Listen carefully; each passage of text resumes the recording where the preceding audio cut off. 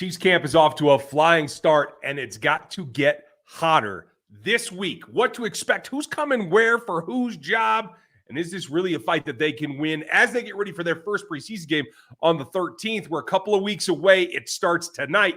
Welcome to RGR Football.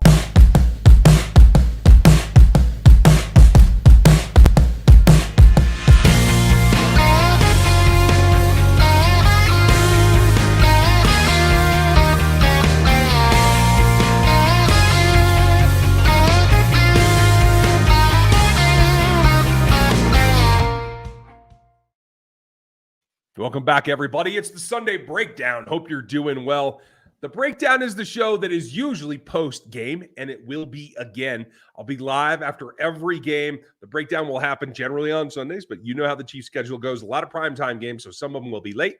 But this is where you can find all the reaction to what's going on that day in Chiefs Kingdom as they play ball games. Now, we're not there yet, so we're preparing for the first preseason game. And this first week of camp is now come and gone, and it's about to get heated because now this stretch in preparation for the first preseason game is where we generally start to see some fights, at least along the defensive fronts and the offensive fronts. We start to see guys separate. Now that they've got it all underneath them, we're going to go through tonight who I want to see things from and who you guys want to see things from and who they need to see things from that we haven't seen yet. If you're new to the channel, hit the like button for this video because this is going to be a lot of fun. Hit the sub button so you get the next one as well, and hit that bell so you know everything that's going on around here. I put out a short video this morning. Yeah, it was this morning. With some highlights of the week. Not necessarily all the pretty highlights that everybody wants to highlight, but things that I felt were important in terms of some route running, some defensive plays, and that is something that we do need to see is some defensive players making plays. We've seen a little bit, but it hasn't been enough. So I wanted to include that this morning. I'll probably do a little bit of those as the season goes on. Let me get my headphones adjusted here because I don't think Dan's going to make it. You guys will probably see Dan later in the week. He is on vacation. So he has pre-recorded a bit for you that I think you're going to want to see, and I hope you guys are ready for that. You'll see it in a little bit. I'm Ryan Tracy. If you don't know me, this is Ryan Going Rogue. That is the name of the channel because at a time I was solo. Now we have a whole crew here. Gary McKenzie is the latest to join our team. You'll hear from him later this week, but you'll also see a follow-up to his last piece where he was going through the Mahomes information on all his analytical breakdown with he and Josh Allen and Joe Burrow. He wrote it up and he's presenting it as a written form as well, so you can get a little bit better view of the graphics. You can take your time and read through that. That'll be on NFL 33 coming tomorrow. So make sure you check that out and go over there and grab a subscription, whether it's free or if you want to support the effort. The paid subscribers get more content and more access as well. So check that out. Tonight, like I've just been running through my head as I've been doing the Locked On Chiefs episodes this weekend, some quick breakdowns of the practices, some bonus episodes. So if you're Locked On Chiefs subscribers, you have that in your feed too. Go check that out. And it's really enlightening me to like, what has come to pass that I was correct about and what I'm still not seeing enough of. And certainly the top has to be protecting Patrick, right? That's the way that it's going to go down. And don't worry, guys, I'll get to a couple of questions later.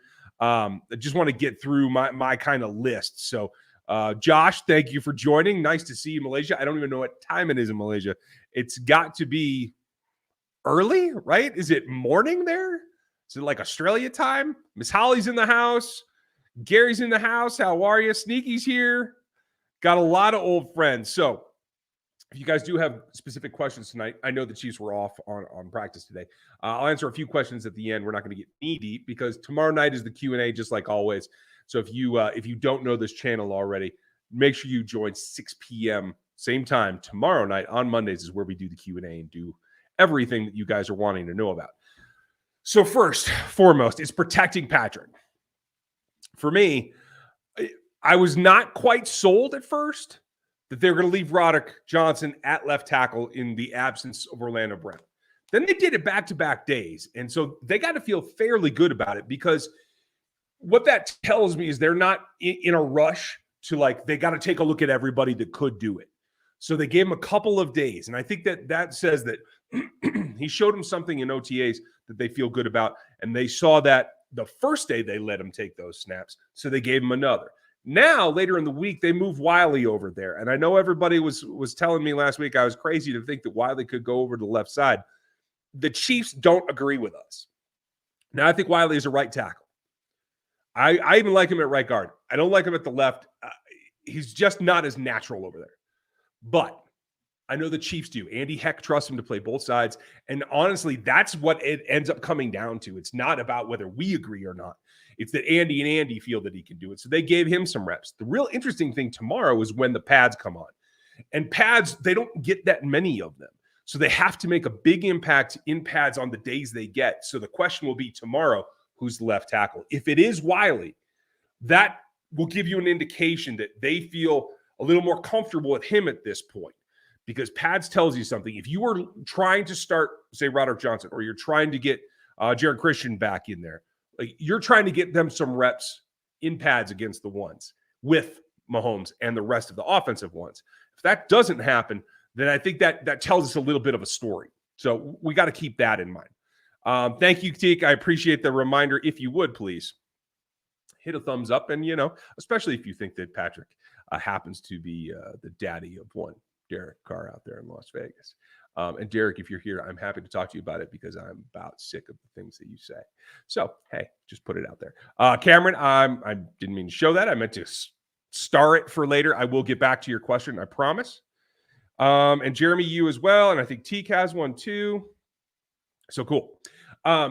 So left tackle is obviously one thing, but when you move Riley, you have to change the right tackle as well. And it was Roderick Johnson, I believe, on Saturday that got those reps with the ones. And so we were waiting for Kennard to get some of that. I don't think that's out of the cards, but the Chiefs clearly need to see some more. And I'm ready to see some more. So right now, it looks like you're going to see Kennard with the twos continuing at the right-hand side. I don't see any reason why Kennard would go left. I know he said that he's capable and he's happy to play left as well. I don't see it. His footwork is not quite good enough that I feel that will be a good or a smooth transition. So I just really want to see him compete and get some reps with the ones at the right tackle spot. We might see that tomorrow in pads. Pads is also a thing that's going to help Kennard as I bat around the microphone. It will help Kennard because of his physicality, because of his length. Like that is where he's going to feel good. And that's where I think he will probably perform his best. He needs maybe a little wake up, a little contact, I think will get him going. That's what I look for. So we'll be watching that specifically. And if you guys want to hang out with me at camp, unfortunately, my plans have gone completely out the window. Because of some family stuff here and just the schedule the Chiefs have put out this year and how it's coinciding with my kids and their school schedules. So we got a couple of problems. I'm going to try to still make it to camp. Next Monday is my goal right now. Can't guarantee it, but I am going to try that. So if you happen to be available and you're going to be at camp Monday, A, let me know in the comments, and B, look out because we'll try to put something together. So shout out to Derek. It's your first live stream in 6 months. Glad you made it back, buddy. Okay, good. I'm glad you've been to camp and you felt good about it. I'm really glad to see that. Let's see. Gooch is here. We'll check him out in a second. So the tackle situation is certainly there, and you have to take that into account. Now, the other thing is we've seen receivers kind of pop up all week, really. Juju for a couple of days. McCole there. Sky came on at the end of the week. MVS made a couple of nice grabs in between. That's good. It's kind of like whack-a-mole. That's what you want from the season is you want whack-a-mole. You want to make especially Staley and the Chargers have to study everybody from week one and really dig into it because it's going to make it that much harder. That's important. So I feel like the wide receivers are on track. Who's going to be 5 and who's going to be 6? Didn't hear much splash from Josh Gordon this week. Didn't hear much splash. Maybe Coleman stood out a catch or two, but I didn't hear anything significant. Same thing, unfortunately, with Watson and with Fountain. And so I still feel like 5 and 6 is kind of wide open still. I think it will fall to the guys that have played special teams, and that's pretty normal. So what I want to see from the wide receivers is who's going to step up and who's going to step out. I know a lot of folks in the comments the other day were saying how Sky is he's already a starter. We don't have to worry about it. No, he's not. he's playing well, but they're still running McColl with the ones more than they are Sky. Sky is coming in relief as a sub in. He's making the most of it, though. And if he continues that, I think you will see him get some initial looks. And when I say initial, when you're at camp, when they come out in a new period, whether it's sevens or particularly if it's team in 11 on 11, they come out and Sky's with them on the field for the first couple of, they usually do 3 snaps. That's a very good sign that maybe he is ready to pass somebody up on the depth chart. So until then, just enjoy the fact that he's making plays and he's doing well.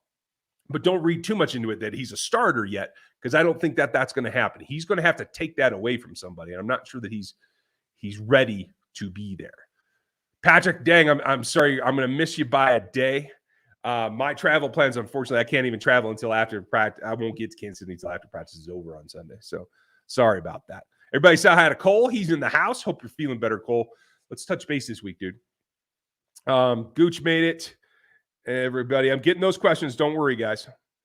Okay, so we covered the wide receivers. We covered the tackles. Willie Gay started making some plays. I don't know if you guys saw that 95-yard pick six.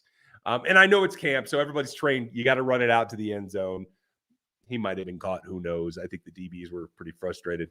DBs looked a little bit frustrated in general until I think Friday after the first sevens period, I think like they put it together. When they got the team, they looked pretty good from what I have heard. And then Saturday, they looked good. So that's a plus. I think that's really good in terms of where they're going and the fact that they're starting to rise up. Trent McDuffie had a couple of nice plays. Now, I've heard a lot of people saying, hey, what's wrong with Trent McDuffie? There's nothing wrong with Trent McDuffie. He's making select plays. He's got just as many PBUs as L'Jarius Sneed does so far in this camp. And yes, they're getting some plays over him. MVS in particular with the long arms, I think he's got a little advantage on him right now. But he's playing well. Every reaction that I've heard and from every reporter that I've spoke to, every scout that I've spoke to that's been to camp so far, they'll feel like McDuffie's making the transition really well. And so I think that that's just the fact that he's not making those splash plays yet. He's making a couple, but not enough. I think I want to see more from that too. And I think we will as well.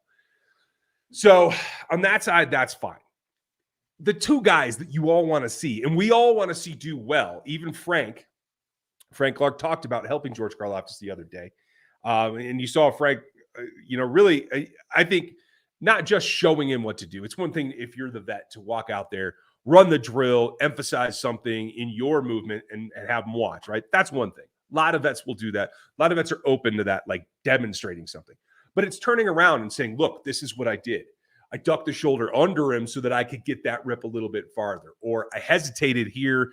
I hit a little bit lower because I know that I'm going to be able to rip or come over the top with it. Like it's explaining it to the rookie as well. It's not just leading by example. It's leading by definition and showing them how to do it, coaching them through it. That's when you know that a vet is really interested in helping a guy out. And so that was great to see.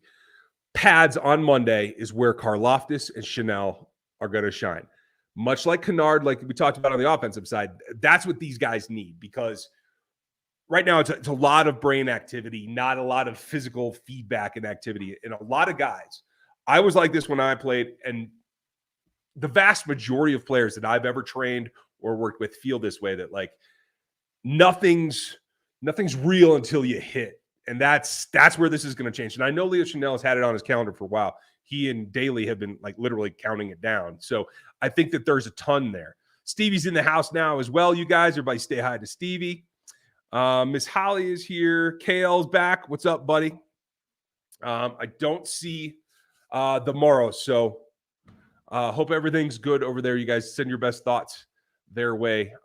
The husband and wife team of the Morrows are fearless moderators. We appreciate you guys very much. I got a few questions teed up here, but I do want to mention one other thing. Besides Chanel and what's going on with Karlaftis, however he is, I know that the training like lit a bunch of people up and made him feel like he's a different player. I don't so much see that as honing what he already is. We'll see when we see that. Probably not till the game, to tell you the truth.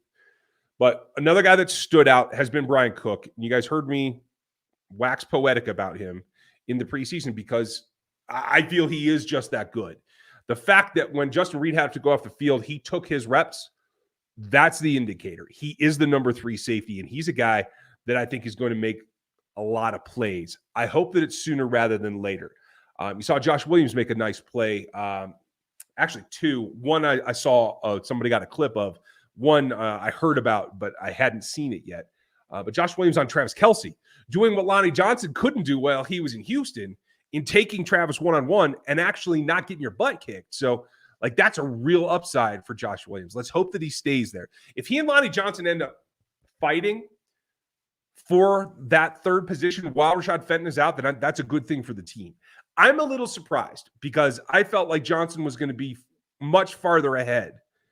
He also is a guy that has length, that has physicality.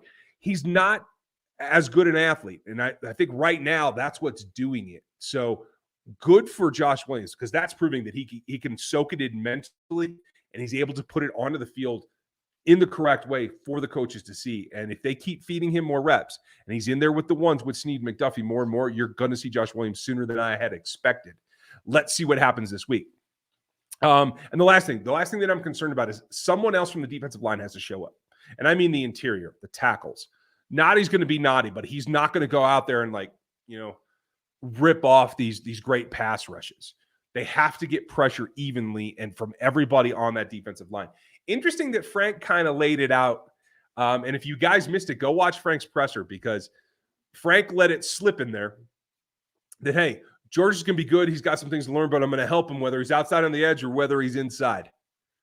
So, yes, with Carlos Dunlop in the mix, he should be here Wednesday, as I understand. It is going to be what I was talking about 2 weeks ago, where, hey, if you get another vet and you want your best pass rush, get your 4 best pass rushers out there. Karlaftis has to be out there. So put him inside. He rushed from the tackle spot in college. He was pretty successful with it. He definitely has the power to go inside. And honestly, I think some of what he doesn't have in terms of bend and rip in change of pad levels is minimized if he's rushing from a tackle spot. So when they go to designated pass downs, if he and Chris Jones are inside and you have Frank and Carlos on the outside, that's business. That's something that's going to get some business done, and that's really what it comes down to. So keep an eye out for that this week. I don't know that we'll see it in practice. I don't know that we have to tell you the truth. But I do think come preseason news, we're probably going to see that somewhere, and that is Karlaftis at the tackle spot on passing downs. I'm really looking forward to that. So without further ado, we'll answer some of your questions. We usually on the breakdown, folks, only run about 20, 30 minutes, somewhere in there. Most of the time, it's immediately post-game. And then I have all the other recordings to do for Locked On Chiefs, for Locked On Draft, and for everything for NFL 33. So we're kind of getting into the rhythm here of what we're going to do come the season. So just be prepped for that. Let's get over, and we will start. Thank you, Mr. Gooch. Appreciate you as always. And it does. Just wanted to make sure that I go rogue. You always go rogue, dude, whether you're here or whether you're working. And I appreciate you for being here. So thanks, buddy. Hope work is going well. We'll have to touch base here pretty soon, dude. Cameron, hearing that Reed and Juju mentioned RB when talking about Sky Moore, could he be a Deebo Samuel type player down the road? I think it's an interesting possibility. I don't think he has the natural instinct and vision to be as good as Deebo is, but I didn't think Deebo had that when he came out either. So it's certainly within the scope of possibility. I think if they start to feed him, I really like that option. You saw like McCall and he were taking some wildcat snaps where they are the quarterback in shotgun, and effectively they are there to either decide to hand it off or not. Letting a rookie do that, even in practice, is pretty remarkable. Now, McColl's done that a little bit before, and I do see a package where they want to run wildcat and they want to get as much speed on the field as possible, mostly to get lateral. I don't think that's a between the tackles kind of thing. So if they get into it in short yardage, you got to think that they're hitting the edges pretty hard. But there's other wrinkles. We'll talk about that too. I'm looking forward to some of that. But yes, Cameron, I do like that concept. In fact, I may even ask Croc about that. Eric Crocker is my co-host on the Locked On Draft show. And he covers Deebo and the Niners every day. So I'll get his take after we see a little bit more film and I can show him. Teak, hope you're doing well. Pacheco took reps with the ones. Does that mean anything? It means that they wanted to give him a look, and that's a good sign. Does that mean that he's taking someone's job? No. Certainly doesn't mean he's not, though. Honestly, right now, with the way that they are, I think they have known commodities in Clyde for the most part. They have known commodities in Rojo. You certainly know what Jerick McKinnon is. So at some point, once you establish and you get the baseline in, I think it makes sense to give Pacheco some looks. I think it makes sense to give Ely some looks. I hope that he gets some too. But Pacheco, from what I've heard, looks better now in terms of agility and ability to make guys miss than he did in college, which is great, which is what I've been asking for since the day that we took him. So I think that that's a start. If we see more, especially in contact tomorrow, if we see Pacheco back there getting some reps, let's see how he does with that, because he's a guy that generally looked for contact in college, and that was my number one thing that I wanted to get away from. Seems that he is. If he can do that, and he could hit the outside zones in particular, I think he could make a lot of payday and earn himself some reps. Terry, hope you're well. Sky Moore is going to be awesome this year. I think he's going to be great too. I just don't want to rush it.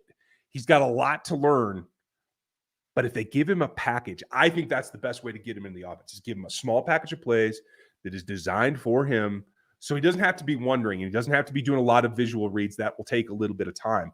Kind of remember, he's coming from not Division I level. Like, it's a big jump in terms of the complexity of what he's going to see from the defense. So I think we want to feed him little bits, but he's got so much talent. I think you have to get him in the ball game in some way. And I kind of feel the same way about Ely. I just don't know if he's got, this is going to sound bad, I just don't know if he's got the wherewithal to take a pounding early, or if he's a guy that you want to like kind of take it really easy on, maybe even practice squad him off the start and bring him on later in the year when you can do some elevations and those kind of things. That may be the best thing for Ely.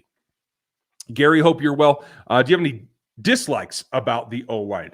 Yeah, I don't like that even starting tackles aren't here. I'd like them both healthy and ready to roll, but hey, who am I to complain, right? No, I prefer what they did here in not putting Tooney at left tackle, because Tooney, Creed, Trey are elite interior three. They're one of the top 5 interior 3 groups in the league. I like keeping that intact, so that is your strength that you can rely on. The tackle thing, I hope that it works out in a positive way. I want somebody to reach out and grab those jobs.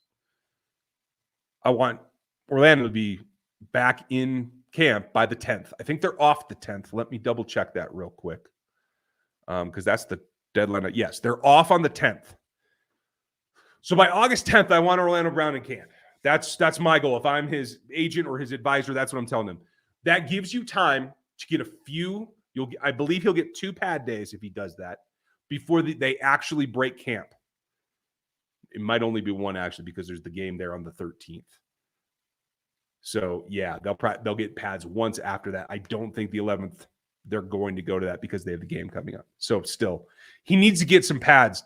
There was some pad reps. That's what I'm concerned about, because if he waits past that, he waits till camp is closed and they're back at the Chiefs facility in KC, like I don't think he gets the same reps and the same quality of reps to get ready for week 1. Now, he could hold out longer. I don't know. I think it's silly. I don't think he'll miss any game checks, because that's honestly the only person he's hurting is himself. So I don't expect that. But that's probably my only dislike, Gary. Great question, man. Jeremy, I've been working all weekend. Want me to send it to tomorrow? Okay. Yep, I'll be ready for it tomorrow, dude. You're making me nervous now, Jeremy. Terry, they have Coleman doing punt returns. Oh, okay. I didn't know that, Terry. That's good. And I know he made a couple of catches and kind of said, hey, I'm still here too. Haven't heard much from Justin Watson this week, right? And I know everybody's really pumped about him. Haven't heard him make a splash. At least Coleman has. I thought Watson was going to return some punts too, so I want to see that. In my opinion, if it's not going to be Pacheco, they got to find somebody that they feel is better than him to do it, because I look forward to Pacheco doing that, but that's me. Patrick, is Sky ready? Do we see a McColl trade? There's not going to be a McColl trade either way, because I don't think there's a team out there that's willing to really give you anything of value for McColl Hardman at this point. And quite frankly, everybody misses games. Everybody misses snaps. Like, they need at least 4 receivers. So even if Sky were to surpass him on the depth chart and get more reps, I don't think they'll ever pass him on the depth chart. He may get to the point where he actually sees more game snaps. I don't know.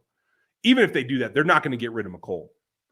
Because if somebody stubs their toe coming out of practice one day, now you're down and you don't have a full strength squad. That's a problem. So I don't anticipate any trade there. If like Gordon or Fountain or Watson starts to shine and two guys shine, and now you don't know if you can get them all on the roster, then I could see a trade there. Jay, why doesn't McColl attack, lay out for the ball like we've seen Reek, even Juju, and more do in camp? If the ball is even slightly overthrown, slightest bit of contact, McColl pulls up. Because McColl is a small dude. He's thin. He's not built to go to the ground with any kind of power or any kind of resolution. I think he's concerned. And quite frankly, I don't blame him this year because this is a contract year for him. If he breaks a collarbone going to the ground in training camp on a meaningless pass, he's out of a contract. I don't think they'll give him another one to bring him back.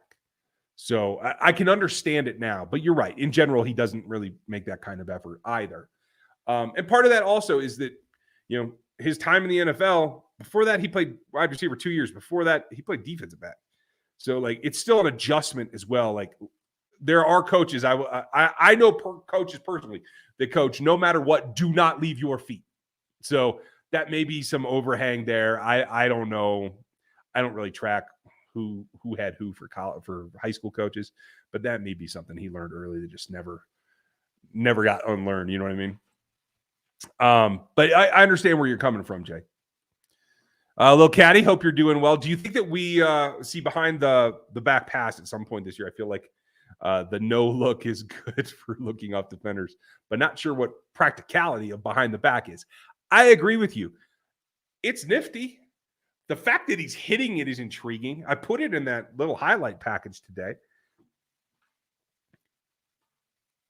The only thing that I can tell you is that if they run an option correctly and you have a defender that's in position to take the pitch man or take Patrick, depending on their rule set, he can fake as though he's keeping and then do the back behind the back thing, and that would free Clyde or whoever the recipient of the pitch is. It would free him up rather dramatically. Is it worth it in a game? I don't know. I told Chris on Locked On Chiefs today, and you guys will hear that it should be out by now. I'll lose my mind if he does it in a game because that's just I'm just not ready for that. But I don't know that I was ready for the no looks either, so you never know. But it's certainly interesting, and more importantly, I'm going to have a piece. I think I'll put it on NFL 33 probably. No, I'll just put it out here on the channel. The league is losing their minds. I see people all over the league like reacting to these clips, whether it's reporters, I've seen some scouts, like people, it is getting noticed, and that's putting pressure on defenses to prepare for. So in that sense, it's a good deal. It makes it tougher for your opponents, and that's what matters. Jaden, if you had a bid to bid on it, would you bet that Clyde is 1,000-yard running back this season? Last year there was only 7. Can he be one of those this year and rush for 1,000? I'm glad you clarified that, Jaden, because that's what I was going to ask, is like rushing for 1,000 yards. With a 17-game season, that comes down, I don't even know what the math is, but it's going to be like 67 yards. He should. If he's truly healthy, he should.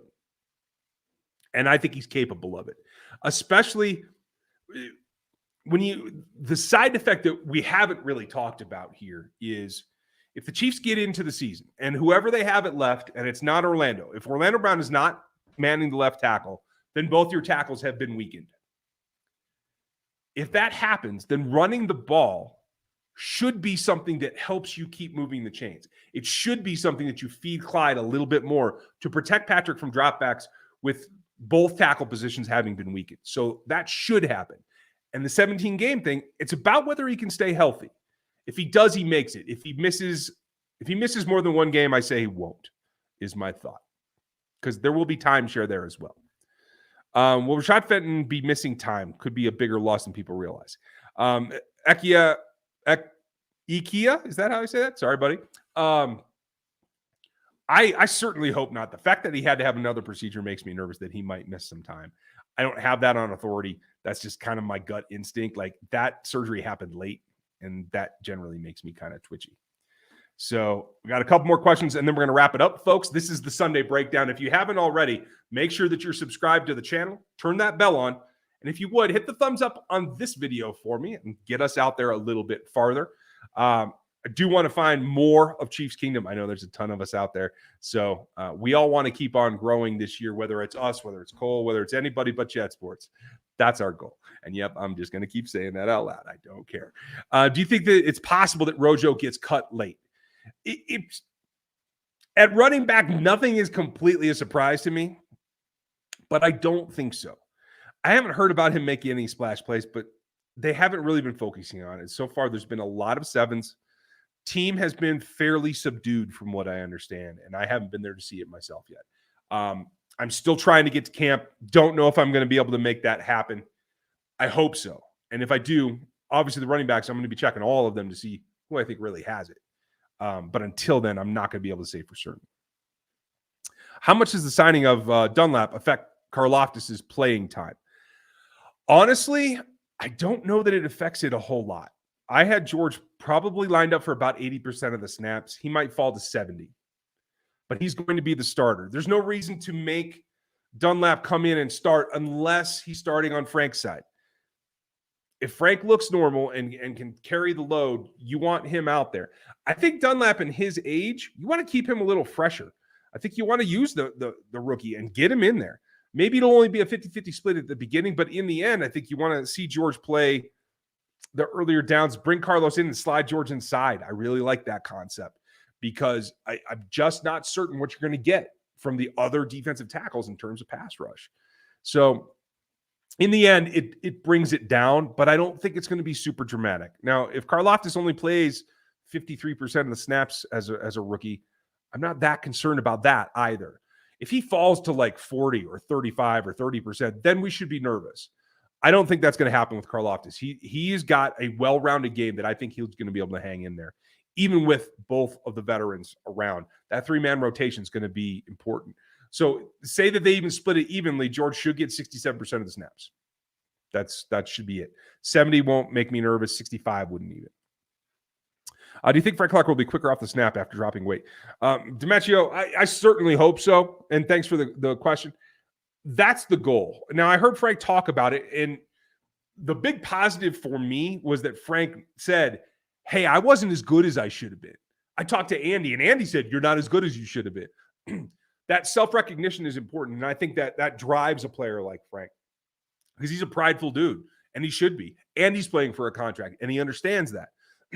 I think all that is important. I just need to see it in practice. And I don't mean practice snaps. I mean, I need to see it in reality on the field. I think it will make him quicker off the ball, yes. Is it going to be dramatic? I mean, he's not going to turn into Von Miller or nothing, but I think it will give him that shimmy thing that he does. It's because he didn't get off the ball fast enough and he couldn't get into the guy's chest before he gets set up. We saw that more. That first, second step, and then he does this kind of thing. It's because he has nowhere to go. And he didn't make enough contact to even counter off of it. So that first step, I think, is going to help Frank a lot.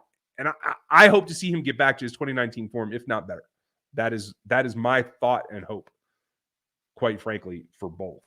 All right, we got 2 super chats that came in, and Micah had a comment. I'm going to give you that. And, hey, Michael, don't tempt me. Don't tempt me. If Andy gets food poisoning, all of a sudden they have a new play caller. You're going to see me call Mike Burton's number over and over and over and over. It's the way that it goes. Aloha, Pono. Hope you're doing well, buddy. Do you think that Leo has even a little bit of Parsons in him? What grade do you see?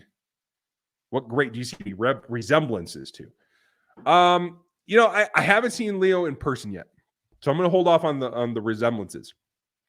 But I do think he has a quick first step, and I do think that he hits hard. He reminds me of Parsons in terms of the open field, like the off-ball linebacker stuff that Parsons did. Very physical at the point of attack, plays with good leverage, gets under guards' pads, and can beat guards. Totally. Very much like him. Doesn't have the bend. Doesn't have the pedal back. Micah Parsons' pedal backwards isn't that great either. But that's what I haven't seen yet. And hopefully, as he gets actually trained and practiced up a little bit, he may be able to develop some of that. I'm pretty optimistic there, Pono. Steve, thank you for the support. Appreciate you. I don't know if that's Austrian or that's Australian, but thank you. Appreciate you. If the difference is terrible, if the defense is terrible the first 7 or 8 weeks, do they drop Spags or do we just ride it out for the year and change next year? My gut tells me that Andy's not going to make a midseason change. I mean, they've been a 30th or a 25 or worse defense in a number of categories for a number of years, and Andy hasn't done anything. It's only going to come down to, did the defense lose you games? Did Patrick put up 30 and you let somebody come from behind and win? That's what would cost him, and that's the only way that I see it, Steve. Who knows? Elks Pride, thank you, sir. Appreciate it. Long-time Roguehead, first-time Super Chatter. Well, thank you, and we appreciate it, folks. Give Elks Pride a hand around here. Thank you for the support. I appreciate it very much. Frank is a uniquely charismatic dude. I wonder if alcoholism maybe has quietly been an issue. Nothing makes life more erratic than substance abuse. Rooting for him in the new D. I'm rooting for him as well. And certainly, Frank was very candid, and I applaud him for that. Like, kudos to Frank for saying, yeah, I drink too much liquor. Like, he wasn't hemming and hawing about it. He's like, yeah, I drink more than I should. He was like very specific. I drink too much liquor. I got kids now. I can't be drunk out at a restaurant. Like, he was very specific, and that does ring of realization to me, Elks Pride. That makes a good point. And it doesn't necessarily have to be alcoholism in its full blown form. It could just be the hangover, quote unquote, the residualness of binge drinking in college and that kind of thing that some guys don't grow out of for a while. So it could be that as well. But I agree. My only concern is that he still was ill, quote unquote, the first day of practice. So I hope that it's been longer than it seems like to me. If it's a very recent revelation, then that doesn't really make me feel very comfortable. So let's see what he does. But thank you for being here with us for so long, and thank you for the support tonight. I appreciate you very much. And Micah, thank you. Do we have cap room to sign OBJ mid-season? If not, how can we clear cap room this season? Until this last signing by Carlos, yes, they had it. Now they don't. I believe they're going to fall to like 6 when the cap numbers come out here. I think they're updated on Tuesday. How could they clear up space? They could cut somebody. I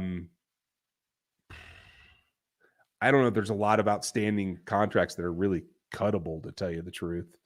I can try to pull that up real quick. The big thing would be rescinding the tag on Orlando before he signs it, but you'd be cutting bait with Orlando. You'd get nothing for him except the cap space. So that would be different. That'd be very difficult, to tell you the truth.